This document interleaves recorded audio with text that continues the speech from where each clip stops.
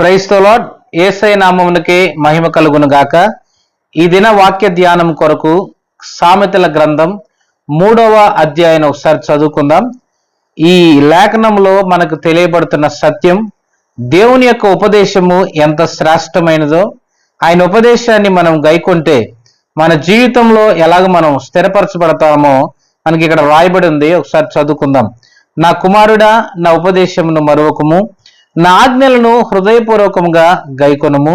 అవి దీర్ఘాయువును, సుఖజీవంతో గడుచు సంవత్సరములను, శాంతిని నీకు కలుగు చేయును. దయను సత్యమును ఎన్నడును నిన్ను విడిచి పోనీయకము. వాటిని కంఠాభూషణముగా ధరించుకొనుము. నీ హృదయమని పలక మీద వాటిని రాసుకొనుము.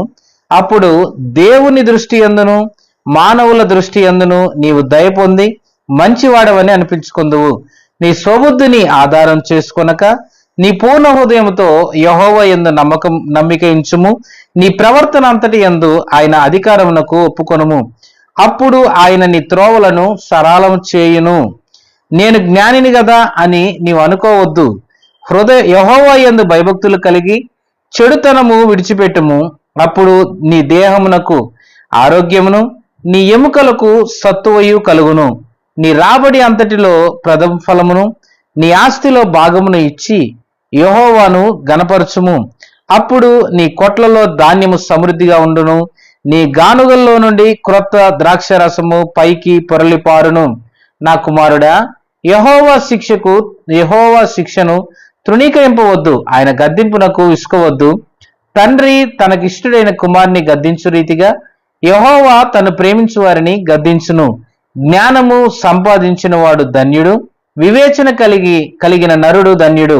వెండిని సంపాదించుట కంటే జ్ఞానము సంపాదించుట మేలు. అపరంజి సంపాదించుట కంటే జ్ఞానలాభము నొందుట మేలు. పగడముల కంటే అది ప్రియమైనది. నీ ఇష్ట వస్తువులన్నీ దానితో సమానములు కావు. దాని కుడి చేతిలో దీర్ఘాయువును, దాని ఎడమ చేతిలో ధనఘనతలను ఉన్నవి. దాని మార్గములు రమ్య మార్గములు, దాని త్రోవలన్నీ క్షేమకరములు. దానిని అవలంబించు వారికి అది జీవవృక్షము. దాన్ని పట్టుకొని వారందరూ ధన్యులు. జ్ఞానం వలన యెహోవా భూమిని స్థాపించెను. వివేచన వలన ఆయన ఆకాశ విశాలమును స్థిరపరచును. ఆయన తెలివి వలన అగాధ జలములు ప్రవహించుచున్నవి. మేఘముల నుండి మంచు బిందువులు కురియుచున్నవి. నా కుమారుడా, లెస్సైన జ్ఞానమును వివేచనను భద్రం చేసుకొనుము. వాటిని నీ కన్నుల ఎదుటి నుండి తొలగిపోనీయకము. అవి నీకు జీవముగాను, నీ మెడకు అలంకారముగాను ఉండును. అప్పుడు నీ మార్గమున నీవు సురక్షితముగా నడిచెదవు. నీ పాదము ఎప్పుడునూ తొట్టిల్లదు. పండుకొనున్నప్పుడు నీవు భయపడవు. నీవు పరుండి సుఖముగా నిద్రించెదవు. ఆకస్మికముగా భయము కలుగునప్పుడు, దుర్మార్గులకు నాశనం వచ్చినప్పుడు నీవు భయపడవద్దు. యెహోవా నీకు ఆధారమగును. నీ కాలు చిక్కబడుకున్నట్లు ఆయన నిన్ను కాపాడును. మేలు చేయుట నీ చేతనైనప్పుడు దాన్ని పొందదగిన వారికి చేయకుండా వెనుక తీయకము. ద్రవ్యము నీ యొద్దనుండగా రేపు ఇచ్చేదని పోయి రమ్మని నీ పొరుగు వానితో అనవద్దు. నీ పొరుగువాడు నీ యొద్ద నిర్భయంగా నివసించినప్పుడు వానికి అపకారము కల్పింపవద్దు. నీకు హాని చేయని వానితో నిర్ణీతంగా జగడమాడవద్దు. బలత్కారము చేయి వాని చూచి మత్సరపడకము. వాడు చేయు క్రియలను ఏమాత్రము చేయగోరవద్దు. కుటిల వర్తనుడు యెహోవాకు అసహ్యుడు. యథార్థవంతులకు ఆయన తోడుగా ఉండును. భక్తిహీనుల ఇంటి మీదికి యెహోవా శాపం వచ్చును.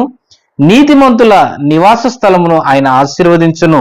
అపహాసకులను ఆయన అపహసించును. దీనుడి ఎడల ఆయన దయచూపును. జ్ఞానులు ఘనతను స్వతంత్రించుకొందురు. బుద్ధిహీనులు అవమానభరితులగుదురు. ఆమేన్.